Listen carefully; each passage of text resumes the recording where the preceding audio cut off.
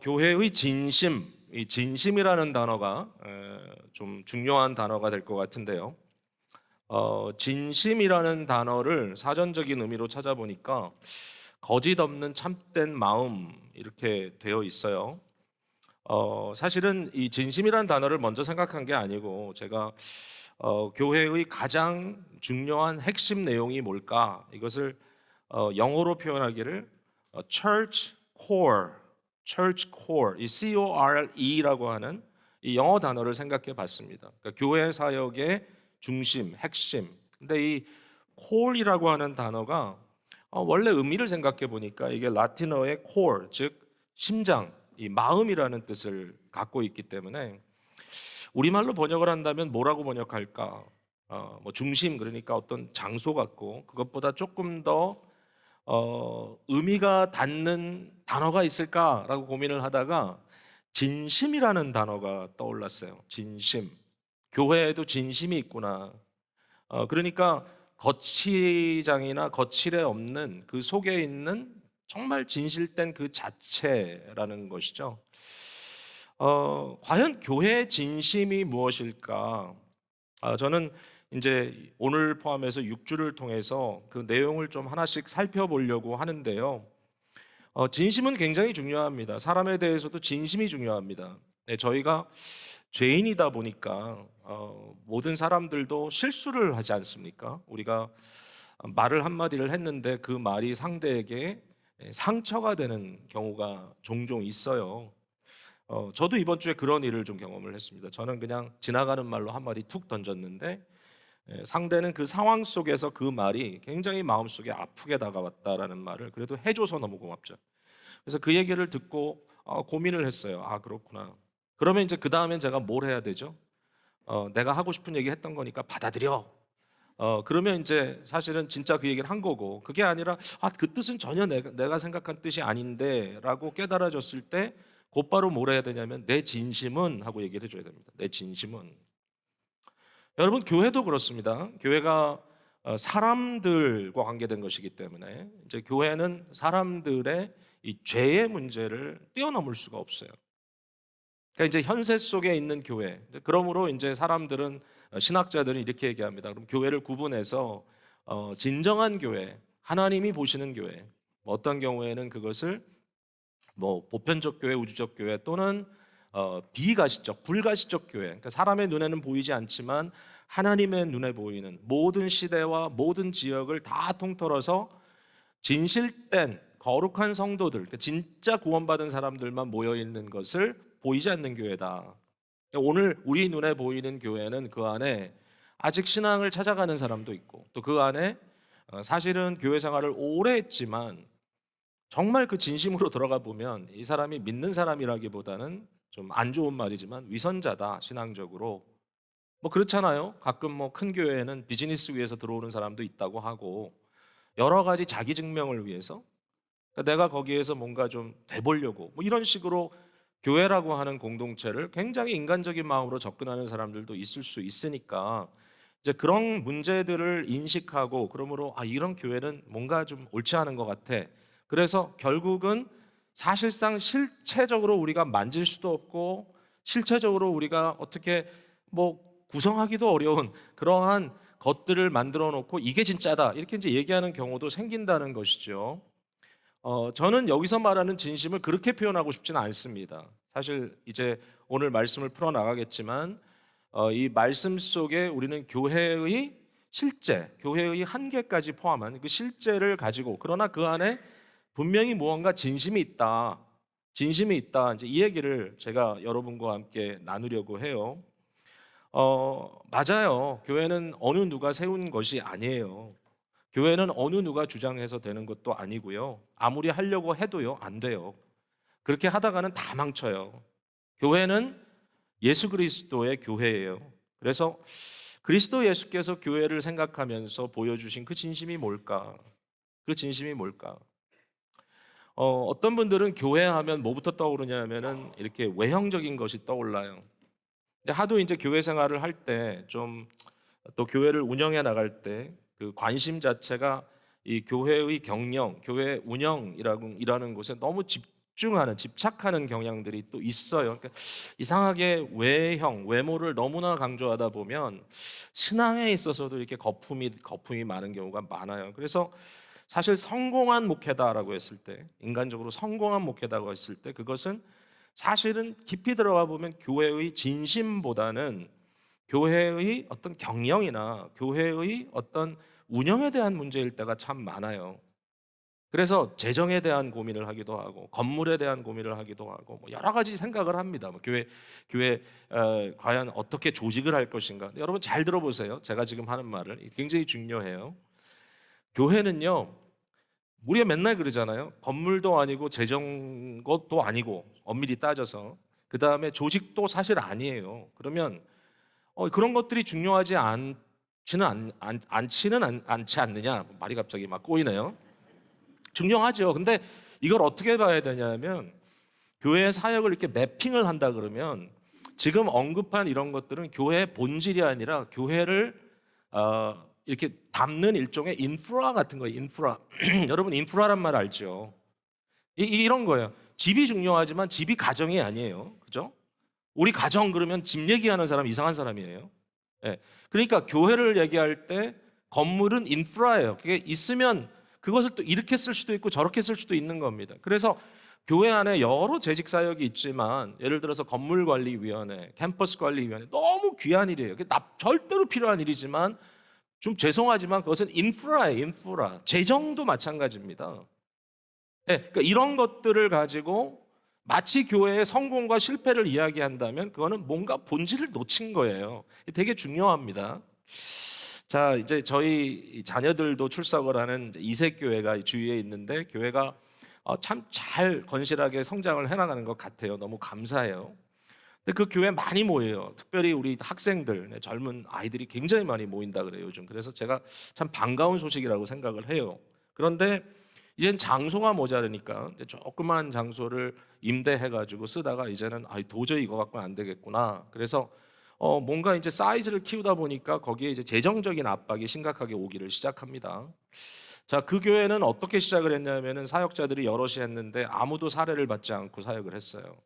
소위 바이보케이션 그래가지고 모든 목회자들이 다 풀타임 잡을 가지고 주말에 사역했습니다. 교회가 재정이 없어요. 헌금을 안 해요. 젊어서 그런지 몰라도. 그러니까 교회 재정 그럼 숫자와 비교했을 때 너무 이게 좀 맞지가 않아요.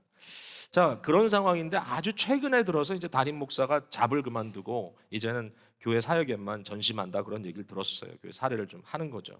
근데 건물은 이게 또 다른 차원 아닙니까? 그래서 우리 아이들도 그 얘기를 하면서 걱정을 합니다. 우리 교회가 지금 파이낸스 캠페인을 해야 되고 헌금 드라이브를 해야 되고 그러니까 이제 전혀 고민하지 않았던 문제들을 고민하기 시작하는데 제가 이런 얘기를 했어요. 그냥 시아버지처럼 거두는 거예요. 뭐냐면 그래 나는 그 교회가 참 건실하다고 생각하는 거는 목사가 항상 설교할 때 우리 아이들이 항상 그 얘기 하거든요. Gospel Center Preaching. 복음을 선포한다. Gospel Preaching 한다. 얼마나 좋아요. 복음. 그래서 내가 그랬어요. 복음을 선포하다가 갑자기 교회 재정을 설교하기 시작하면 교회 어려움이 있으니까 기도해라.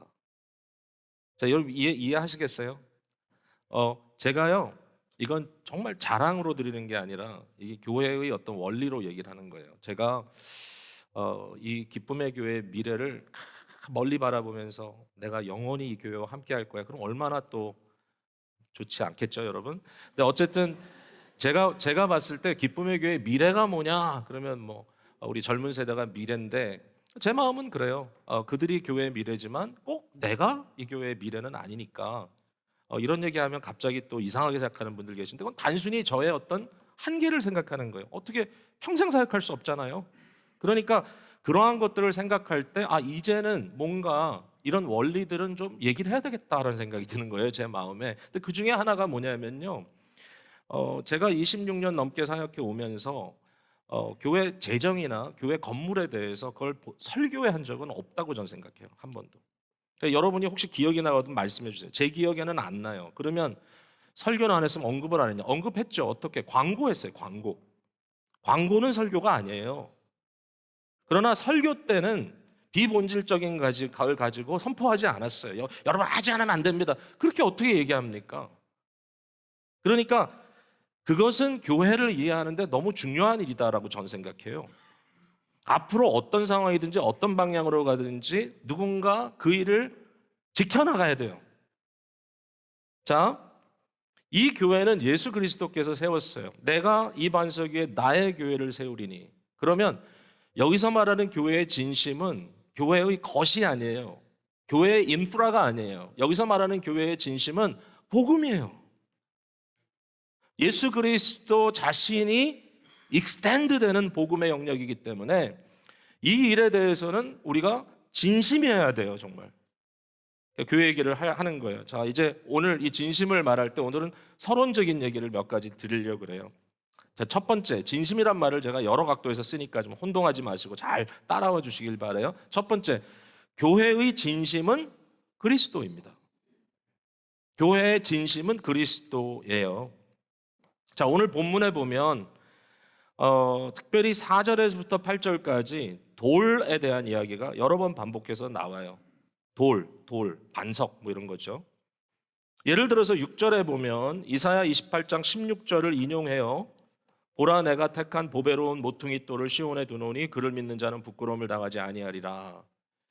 여기 베드로가 이 말씀을 인용하는 이유는 뭐냐면 이 말씀이 뭔지를 이해하기 때문에 그래요. 이 말씀은 구약 이스라엘 예루살렘에 소위 권력을 휘두르는 자들이 스스로 자기들이 반석인 듯 아주 오만방자하여서 악을 행하면서 이 나라를 망쳐버리는 그러한 것을 말하고 있어요. 그때 하나님께서 내가 나의 백성을 위하여, 내가 나의 나라를 위하여 진정한 보배로운 모퉁이 돌, 보배로운 기초돌을 두겠다. 그러한 돌을 보내겠다.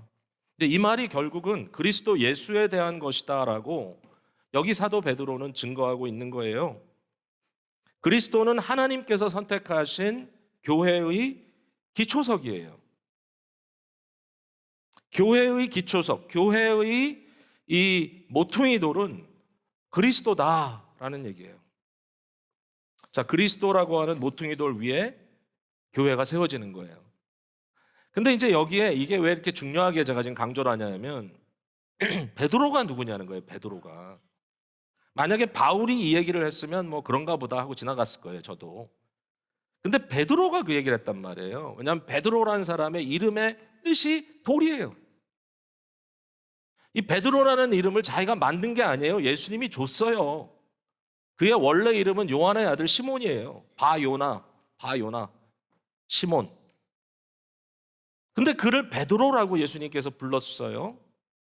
그 유명한 마태복음 16장에 가이사랴 빌립보에서 예수님께 제자들에게 사람들이 나를 누구라 하느냐 얘기를 쭉 들으시다가 너희는 나를 누구라 하느냐 그 말을 하셨을 때 12제자 중에 제일 성질도 급하지만 또 대표격인 베드로가 나서서 답을 했습니다. 주는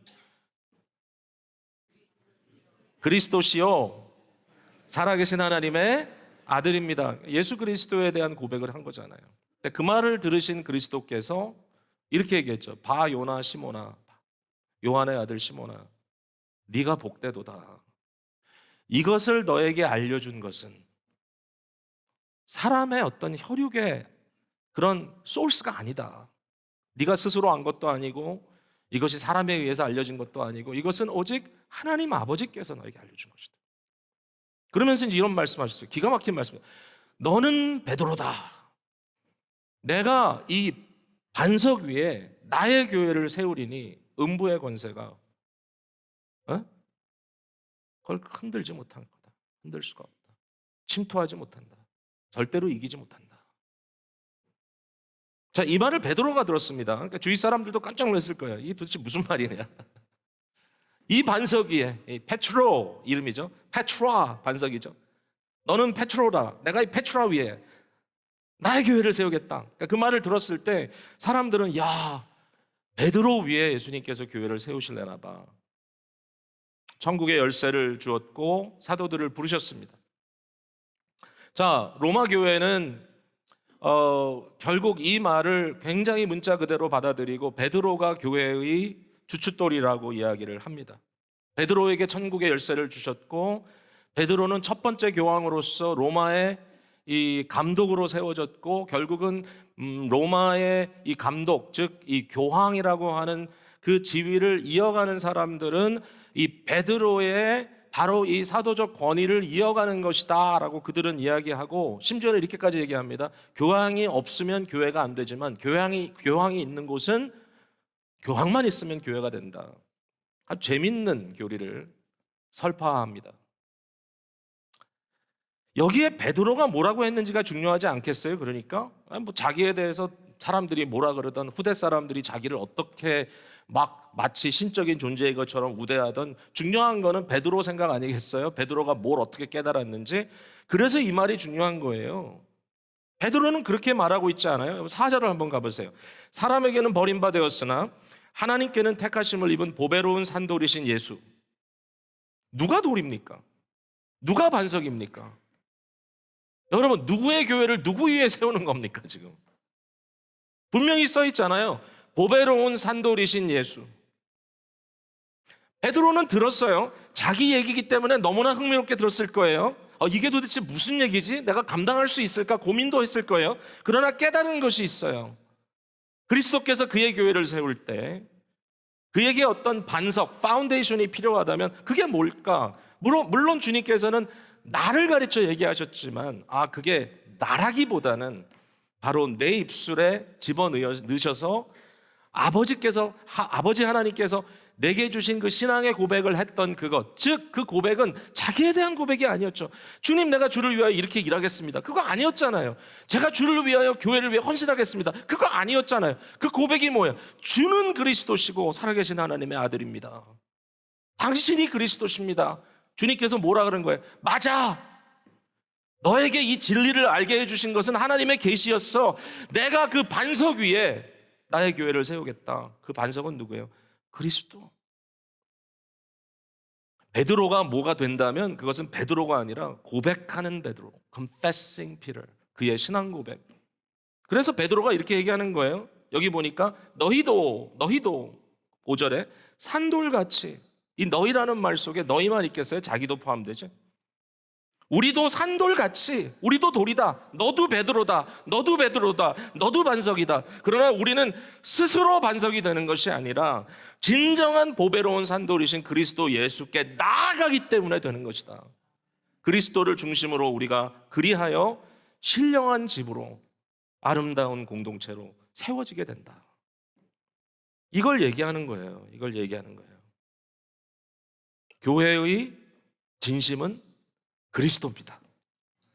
예수 그리스도가 아닌, 갑자기 자기가 교회의 반석이 되고 자기가 교회의 머리가 될 때 그 교회는 더 이상 진실된 교회가 아니고 거짓 교회가 되고, 그 리더는 더 이상 신실한 종이 아니라 교주가 되고, 그는 결국은 이단자가 되어버리는 것이 교회의 실제인 겁니다. 여러분, 아무리 이적을 행한다고 해도 따라가선 안 되고요. 아무리 굉장한 일이 벌어진다고 해도 거기에 현혹돼서는 안 되는 거예요. 교회의 진심은 그리스도십니다. 자, 두 번째로, 교회라는 방편을 선택하신 것이 그리스도의 진심입니다. 제가 이 말을 다시 한번 할게요. 그리스도가 교회의 진심인데, 그럼 그리스도의 진심은 뭐였냐? 그리스도의 진심은 교회라고 하는, 어떻게 보면 굉장히 불완전한 방편을 선택했다는 거예요. 교회는 인간의 선택이 아니에요. 그리스도의 선택이었어요. 교회가 어쩌다 보니 생겨난 것이 아니에요. 19세기, 20세기 초에 그 좀 자유주의적인 신학자들이 이런 얘기를 했어요. 예수 그리스도는 나사렛 이 갈릴리 예수는 2000년 전에 팔레스타인 땅에 와서 그가 설교한 것은 하나님의 나라를 설교했는데 느닷없이 교회라는 것이 튀어나왔다. 예수의 관심은 하나님의 나라에 있었는데 갑자기 나중에 사도들이 이것을 하나의 인스티튜션, 기관화 시켜가지고 교회라는 것을 만들어냈다. 그러니까 교회는 그리스도 교회 사생하다. 이건 교회는 잘못된 것이다. 그럼 어떡하라는 얘기예요? 이 사람들은 교회라는 공동체 이런 것이 아니라 모든 사람들이 하나님의 나라의 컬링 속에, 사회 속에 그냥 침투해 들어가서 크리스찬으로 살아가는 것이 진정한 의미다라고 얘기하기까지 합니다. 마치 성도들이 함께 모여 공동체를 이루고 살아가는 것은 잘못된 것인 양 이렇게 이야기하는 것이 있어요. 그러나 그것이 정말 사실입니까? 다시 말씀드립니다. 마태복음 16장 18절에 내가 나의 교회를 세우겠다고 하신 것은 예수님입니다. 예수님의 진심이고 예수님의 마음이에요. 이 예수님의 마음으로부터 교회는 나와요. 그리고 그 교회를 교회되기 위해서 그리스도께서 내가 너희를 고아와 같이 버려두지 아니하고 너에게 오겠다 말씀하셨고 오순절 다락방에 그리스도의 영이 불과 같이 임하셨어요. 그렇게 교회는 가는 거예요. 이것은 그리스도의 마음이에요. 교회에 대해서 중요한 마태복음 두 구절이 있습니다. 마태복음 16장, 마태복음 18장 이 두 장에 나오는데 마태복음 18장에 넘어가면서 교회에 대해서 하신 주님의 말씀이 굉장히 신기한 말씀이 하나 있습니다. 그게 뭐냐면 여러분 잘 아는 거예요. 많이 쓰는 말이에요. 두세 사람이 모인 곳에 내 이름으로 모인 곳에 두세 사람이 내 이름으로 모인 곳에 나도 그들 중에 있느니라. 그랬어요. 여러분 교회의 진심이 그리스도고 그리스도가 계신 그 공동체가 교회라면 주님께서 내가 그들 가운데 있다고 약속하셨을 때 두세 사람이 내 이름으로 모인 곳에 내가 있겠다 그랬단 말이에요. 여러분 이건 교회의 기본 단위를 가장 미니멈으로 설정하신 거예요. 여러분 내 이름으로 기도하는 그 사람에게 내가 있겠다라고 얘기하실 수도 있었겠죠. 우리 한 사람 한 사람에게 주의 성령이 오셔서 거하시니까. 근데 예수님께서 그렇게 말씀 안 하셨어요. 두세 사람. 혼자는 아니에요. 두세 사람. 가장 기본이에요. 어떤 분이 이렇게 질문할 거예요. 두세 사람이 모여서 무슨 교회가 됩니까? 두세 사람이 모여서 무슨 교회가 됩니까? 여러분 이제 교회의 형태는 여러 가지가 있어요. 요즘은 교회가 이렇게 조직교회, 특별히 이렇게 좀 규모를 갖춘 교회가 교회처럼 보인다. 많은 분들이 나 교회 간다 그러면 그런 생각을 많이 하니까. 그래서 이제 오죽하면 우리가 이 스몰 그룹, 소그룹이라는 메커니즘을 만들어서 교회 사이즈를 줄여가지고 서로 알아가게 만드는 말씀을 나누게 하는 이러한 일을 우리 교회도 그렇게 하고 있지 않습니까?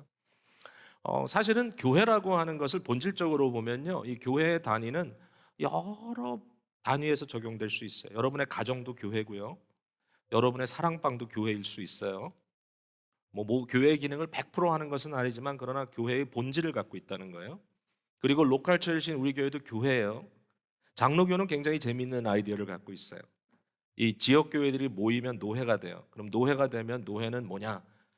이제 다른 교파에서는 이렇게 부릅니다. Federation of Churches. 여러 교회들의 연합체. 근데 장로교는 그렇게 안 부릅니다. 장로교는 노회를 또 교회라고 부릅니다. Church. 단위, 싱귤러입니다. 홀수. 그리고 총회를 가면 또 막 정말 원리대로 이야기하자면 600여 교회가 함께 모인 거 아니에요? 그러나 총회도 church라고 부릅니다. 저희 교단 이름은 Korean American Presbyterian Church입니다. Federation of Churches, Council of Churches 이게 아니에요. 교회입니다. 그러니까 이 교회라는 개념을 숫자의 개념으로부터 자유시킵니다. 교회의 본질 속에 교회는 절대로 많고 적음에 있지 않다. 제가 계속 강조하는 게 그거예요. 숫자가 많다고 교회가 잘 되는 게 아니고 숫자가 적다고 교회가 안 되는 게 아니에요. 많은 분들은 적으면 안 되는 거 아니야? 결국 교회 구실을 못 하는 것 아니야? 교회가 뭘 해야 되는데요? 자, 교회가 크기 때문에 너무나 짐이 많기 때문에 너무나 인프라가 무겁기 때문에 교회 구실 못 하는 데도 많습니다. 자, 여러분 제가 예를 하나 드려볼게요. 아시는 분들은 아시지만 저희 돌아가신 아버님께서 선원 선교사였습니다. 저희 아버님께 배운 것 중에 하나가 인생을 이렇게 두 번 살 수 있다. 뭐 하도 이민도 몇 번 가셨지만 특별히 63세에 사업가로 살았던 삶을 정리하고 63세에 선원 선교사로 파송받으셨습니다. 63세면 뭐 그때 뭐 얼마나 더 하셨겠어요? 물어보시는 분들께 너무 건강하셨기 때문에 17년 동안 80세까지 아주 활발하게 선원 사역을 하셨습니다. 그 선원 선교를 하기 위해서 그 당시에는 이제 한인 선원들이 굉장히 많았던 시대였습니다. 그 이후에 이제 중국인들, 필리핀 사람들, 지금은 아프리카 분들, 또 한때는 북한 분들도 많이 나왔습니다. 근데 그때는 한인 선원들이 정말 많았어요. 그러니까 한인 선원들이 한 배 안에 한 그룹으로 그 당시에는 한 15명에서 16명, 뭐 기관사 등등 해가지고 다 거기 타고 있는데 이 사람들이 배 안에서 6개월씩 같이 다닙니다. 자, 일반적으로 그 배 안에서 6개월을 함께 살아가는 이 남성들 생각해 보십시오. 그 중에 크리스찬이 있었겠습니까? 없었겠습니까? 예? 여러분 비율로 생각해 보면 있을 수도 있고 없을 수도 있지만 있을 가능성이 많잖아요. 근데 어느 누구도 크리스찬이라고 얘기하지 않습니다. 왜냐하면 불이익을 당할까 봐. 내가 여기서 기독교인이라고 하면 내가 도리어 당할 수도 있어. 또 실제적으로 삶 자체가 뭐 그렇게 모범적인 삶이지 않을 수도 있기 때문에 그 안에서 내가 크리스찬이라고 이야기하는 건 어렵지만 선언 선교가 활발해지면서 갑자기 새로운 분위기가 일어나기 시작했어요. 폴트에 배를 대면 9/11 전에는요 선원들이 마음대로 육지로 내려오고 마음대로 그분들을 데리고 지역 교회로 모시고 가고 했습니다. 그 외로운 선원들이 폴트에 내렸을 때 그분들을 데리고 관광도 시켜드리고 교회도 데리고 가고 밥 식사 초대도 하고 그분들 필요하면 치료도 해주고 그걸 누가 했어요? 교회가 다 했습니다. 그러니까 선교사들이 그걸 하면서 그 안에 크리스찬들이 하나둘씩 카밍아웃하기 시작했어요. 사실은 저는 집사입니다. 제 아내는 어느 교회를 다닙니다. 그래가지고 배 안에 이 그리스도인들이 하나둘씩 아이덴티파이가 되면서 어떤 일이 벌어졌냐 하면은 그 배마다 이름이 있잖아요. 아무개 배의 선상교회가 세워지기 시작했어요. 6개월 동안 항해하면서 배 위에서 크리스찬이 한 명일 때는 어쩔 수 없지만 2명 이상 될 때는 교회를 세워주고 그 2명, 3명이 교회를 세우고 주일만 되면 함께 성경을 피고 예배하고 함께 말씀을 서로 묵상하며 나누고 그 안에서 헌금도 하고 좋은 일 하겠다고. 그리고 전도도 합니다. 배 위에서. 선상교회가 많이 세워졌어요. 그 선상교회가 세워지면서 폴트에 이렇게 내리면 어떤 일이 벌어집니까? 선원 선교사님들이 가셔가지고 그 분들을 위해서 예배를 드려드리기도 하고 같이 뿐만 아니라 성찬을 베풀고 왜냐하면 목사가 있는 건 아니니까 가셔서 성찬 베풀고 심지어는 그 일정한 기간 동안에 회심한 선원을 만나게 되면 그 선원교회에 올라가서 세례를 베풀어 줍니다. 전 배 많이 올라가 봤어요. 그리고 함께 예배 드리는 장면을 많이 목격하고 설교도 해보고 어떨 때는 이분들이 너무 고마워서 왜냐하면 포트에 내려오면 뭐 다 해주니까요. 어떨 때는 뭐 선장부터 전부 다 나와가지고 막 다 와서 예배 드리는 경우도 있어요. 얼마나 신나는지 몰라. 그러면 크리스찬들이 그 안에서 어깨를 피고 살기 시작합니다. 어떻게? 2명이든 3명이든 교회를 이루었기 때문에 그렇습니다. 혼자가 아니에요. 이제는 자기가 기독교인이라는 것을 공개적으로 알리고 살아갈 수밖에 없는 것이죠. 여러분 이게 너무너무 중요합니다. 교회는 있어도 되고 없어도 되는 게 아니고요. 그리스도에게 연결된 자는 반드시 성도들과 함께 연결돼 있어야 됩니다. 이건 머스트예요. 물론 한 사람 한 사람이 교회의 일원이 되기 위해서는 필수적인 요건이 있어요. 자, 첫 번째는 예수 그리스도에 대한 바른 신앙 고백으로 예수께 나가야 됩니다. 오늘 본문에 나온 것처럼 택하심을 입은 보배로운 산돌이신 예수께 나가야 돼요. 너희도 산돌같이 신령한 집으로 지어진다 해서. 교회는 신앙 고백적 공동체입니다. 뭐 아무나 교회를 만드는 게 아닙니다. 예수 그리스도를 제대로 고백하는 사람들이 그 고백 위에 이 공통 분모를 가지고 함께 예배하게 되는 거죠. 자, 그다음에 예수 그리스도를 주로 따르겠다고 헌신하고 순종하는 자들. 이게 믿는다는 의미잖아요. 7절에 보니까 그러므로 믿는 너에게는 보배이나 믿지 아니하는 자에게는 이런 것인. 무슨 얘기입니까? 믿는 자와 믿지 않는 자가 분명히 갈린다는 거죠. 믿지 않는 자는 신령한 집을 이룰 수가 없어요. 왜냐하면 그리스도께 나가지도 않고 그리스도를 따르지도 않기 때문에. 그러나 예수 그리스도를 주로 믿고 순종하는 자들이 교회를 이루는 겁니다. 우리 모두는 교회의 일원이 되었고 또 반드시 되었어야만 했던 거예요. 자, 요새 어떤 분들이 이렇게 얘기합니다. 나는 우주적 교회, 비가시적, 불가시적 교회의 일원이야 라고 큰 소리 치는 사람이 있습니다. 난 지역교회는 안 가. 왜? 가봤자 그냥 도저히 자기는 가서 그런 사람들하고 같이 뭘 할 수가 없어. 여러분 교회를 안 나가겠다고 버티면서 그러나 자기는 여전히 신앙인이라고 그렇게 얘기하는 사람들이 있어요. 제가 여기에 대해서 분명히 말씀드릴게요. 여러분 우주적 교회나 불가시적 교회의 일원이 되는 것은요 자기가 선택하는 거 아니에요. 그건 하나님이 하시는 거예요. 그건 하나님이 보시는 거예요. 교만해서는 안 돼요. 예? 절대로 안 돼요. 자기가 마치 뭐 대단히 참된 사람인 것처럼 나는 뭐 불가시적 교회, 비가시적 교회 회원이야라고 손든다는 것은 정말 그렇게 건전한 일이 아니에요. 그건 하나님 편에서 보시는 겁니다. 사람의 마음을 보는 것은 하나님입니다. 내 마음을 나보다 잘 아는 것이 하나님이시잖아요. 반면에 우리가 할 수 있는 것은 뭐냐면 단순해요. 지역교회, 눈에 보이는 가시적 교회의 일원으로 예수 그리스도를 고백하고 그리스도에 대한 헌신을 가지고 하나 되는 거예요. 그렇게 됐을 때 우리가 우주적 교회이든 비가시적, 불가시적 교회이든 회원이 될 수 있는 거예요. 거꾸로 가서는 안 돼요. 그러므로 나 혼자 신앙생활 할 수 있다라고 생각하는 것은 잘못된 거예요. 뭐 이미 많이 알려진 얘기니까 또 얘기하면 뭐 불필요할지도 모르겠지만, 그러나 이 가나안 성도라는 것을 한국 교회에서 얼마 전에 하나의 그 단어로 만들었어요. 가나안 교회. 여러분 가나안 교회 뭔지 아시죠? 가나안을 거꾸로 하면 안 나가잖아요. 안 나가 교회. 지금도 웃으시는 분들을 제가 이해를 못하겠어요. 이게 한두 번 얘기한 게 아닌데 모르셨어요? 일부 예배 때 모르셨대요, 어떤 분들은. 그래서 제가 다시 말씀드렸어요. 이 가나안 교회라는 말은 사실은 교회를 안 나가는 사람들이라는 뜻이에요.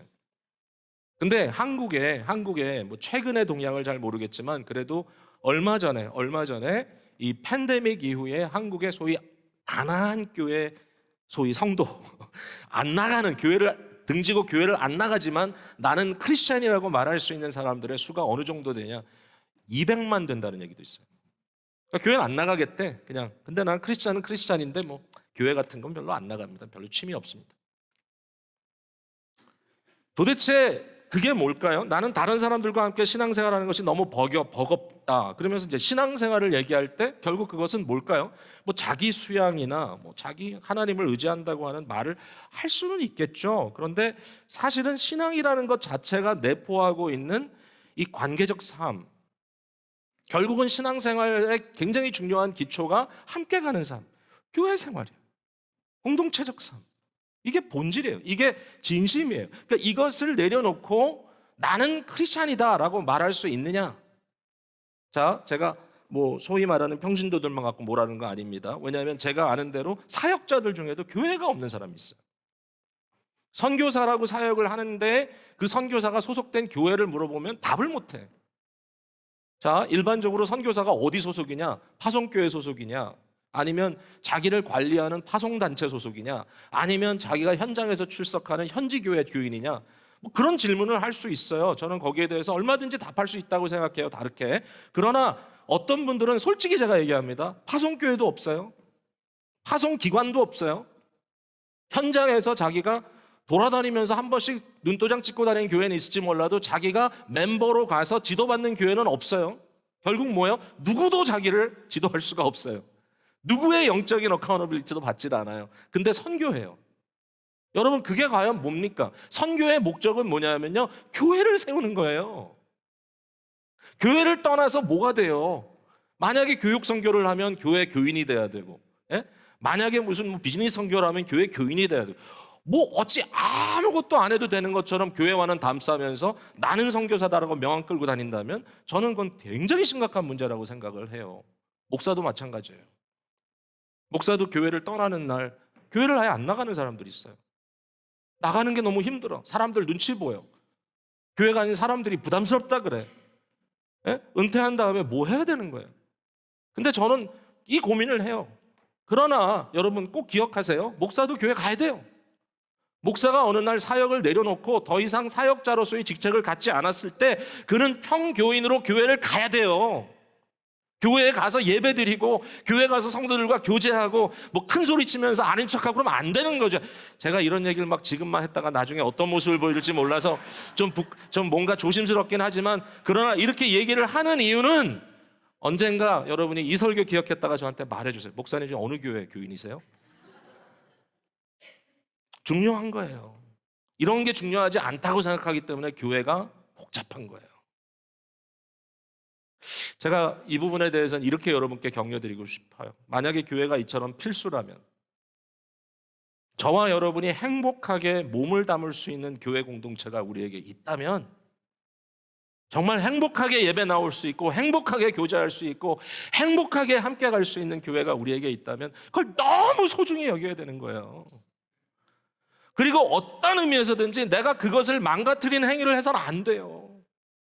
나 때문에 상처받는 사람들이 많아지면 안 돼. 혹시라도 생길 수는 있어. 그러나 빨리 성도로서 화해하고 다시 일어나야 돼요. 아름다운 교회, 아름다운 공동체를 만든다는 것이 절대로 쉬운 일도 아니고 이 세상에서 그렇게 쉽게 이루어지지 않더라고요. 그러니까 우리 교회는 뭐 좋은 교회야. 왜 좋습니까, 여러분? 여러분 때문에 좋습니다. 교회는 그런 거예요. 그러니까 교회를 귀히 여기세요. 그리고 교회를 위해서 서로 돌보는 일이 있게 되기를 바랍니다. 마지막은 제가 나중에 더 얘기 드리리라 생각하고 길게 드리지는 않겠어요. 근데 이 그리스도의 진심 중에 어떤 진심이 있냐면요, 이 교회를 통해서 그리스도가 자기를 세상에 드러내고 싶은 것이 그리스도의 진심이에요. 그리스도는 자기를 세상에 드러내는데 어떻게 드러내느냐? 그냥 아무것도 없는데 드러내는 게 아니에요. 그리스도는 교회를 통해서 자신을 드러내는 것이 그의 진심이에요. 그러니까 오늘 본문 속에 제가 깊이 들어갈 수는 없지만 이 제사장이라고 하는 말이 나와요. 거룩한 제사장. 네? 거룩한 제사장. 하나님이 기쁘게 받으실 신령한 제사를 드릴 거룩한 제사장. 그러니까 성도는 제사장의 직분을 그리스도와 함께 수행하는 그런 존재. 하나님을 향하여 거룩한 예배를 드리고 세상을 향하여 하나님의 대변자로서 하나님의 귀한 말씀을 나눌 수 있는 것. 사랑하는 성도 여러분, 제가 여기에 대해서 더 많이 말씀드리지 않겠어요. 나중에 또 좀 더 깊숙이 들어가서 말씀을 나눌 수 있는 기회가 있으리라고 생각합니다. 근데 이건 꼭 기억하세요. 많은 분들이 도대체 교회를 통해서 무슨 하나님께서 그리스도를 세상에 나타내신다는 거야. 근데 어리석은 방법 같죠? 바울 사도가 이런 얘기를 했잖아요. 바울 사도 고린도 교회에서 이 전도의 어리석은 것이라고 얘기해서 전도라는 말은 사실 우리가 아는 전도가 아니고요. 설교 또는 선포라는 뜻이에요. 선포. 그러니까 바울 사도가 생각할 때도 2000년 전에 헬라 문화권에 있는 로마 제국 속에 있는 그 사회 속에 교회라고 하는 것을 통해서 그리스도를 세상에 알린다는 것은 좀 어리석어 보였어. 어떻게 우리의 선포, 우리의 메시지, 또 메신저 이것을 통해서 어떻게 그리스도를 세상에 알릴 수 있단 말인가? 그런데 바울 사도는 그리스도의 신비, 그리스도의 복음을 이것이 바로 믿는 자에게는 능력이라 그랬어요. 말이 안 되는 것 같지만 여러분, 이 세상을 향하여 그리스도 예수가 자기를 증거하기 위해 선택한 방법은 여러분입니다. 그러니까 이제 우리가 깊이 생각해 봐야 돼요. 이 교회가 장난이 아니구나. 교회가 그냥 들락날락해서 되는 게 아니구나. 교회는 그냥 뭐 오면 되고 안 오면 또 안 되는 거 그런 게 아니구나. 교회는 우리의 신앙생활에 없어서는 안 되는, 사실 본질로 들어갔을 때는 복음 그 자체의 일부가 되는 너무나 중요한 것이구나 라고 했을 때 이제 저희들은 좀 더 진심된 마음으로 교회의 진심을 탐구해 봐야 될 것입니다. 저는 네 가지를 여러분께 말씀드릴 거예요. 이 교회의 진심을 들어갔을 때 주님께서 우리에게 가르치신 바 하나님을 향한 신령한 제사를 드리는 예배, 그리고 함께 신령한 집으로 지어져가는 공동체, 그리고 그리스도와 그리스도의 제자들로 신앙 고백을 하면서 그리스도께 나아가는 제자도, 그리고 세상을 향한 하나님의 대변자로 살아가는 선교적 섬김. 그것은 멀리만 나가는 건 아니고 가까이 또는 멀리. 이러한 것들을 가지고 우리는 교회의 본질을 이야기할 것이고, 혹시라도 세분적으로 흐트러진 것들이 좀 있다면 그것을 다시 좀 제자리에 갖다 놓고 싶어요. 이게 단순히 삼부 예배뿐만 아니라 또 여기 계신 평균 연령보다 좀 더 낮을 수 있는 다른 예배, 영어 예배도 그렇고 2부 예배도 그렇고 뭐 1부 예배도 그렇고 우리 교회에 속한 모든 분들, 심지어는 우리 자녀들까지, 저들이 진정한 예배자로 진정한 공동체를 이루는 그 마음을 가지고 그 열정 속에 그리스도를 따라가며 세상의 그리스도의 증거자가 되고 살아가는 이 모든 것들이 바로 교회다. 여러분 어떤 교회가 되고 싶으세요? 저는 이걸 그냥 한마디로 하나님이 기뻐하시는 교회가 됐으면 좋겠다. 하나님이 기뻐하시는 교회, 하나님께서 기쁘게 쓰시는 교회. 그리고 이런 질문이 생겼어요. 나는 하나님께서 이 세상에 자랑하고 싶은 교회였으면 좋겠다. 자랑하고 싶은 교회. 근데 제 질문은 이거였어요. 하나님이 자랑하고 싶은 교회의 그 자랑거리는 도대체 뭘까? 하나님이 세상을 향하여 나 저거 자랑하고 싶어 하는 그 교회의 모습이 뭘까? 라고 했을 때 제가 아무리 생각을 해도 거대한 예술 건축물을 세워놓고 예배당을 지어놨다고 하나님께서 세상을 향하여 그거 자랑할 것 같지는 좀 않아요. 제 생각은 그래요. 여러분 어떠신지 몰라도.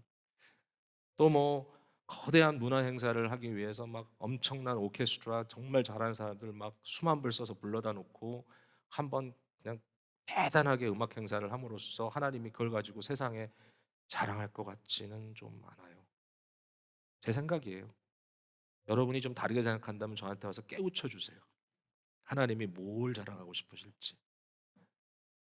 근데 문제는 뭐냐면 그러한 것들을 자랑 삼기 때문에 교회가 가끔은 시험 받아요. 그래서 과연 하나님이 기뻐하시는 교회, 하나님이 기뻐하시기 때문에 하나님이 자랑하고 싶은 교회의 모습은 뭘까?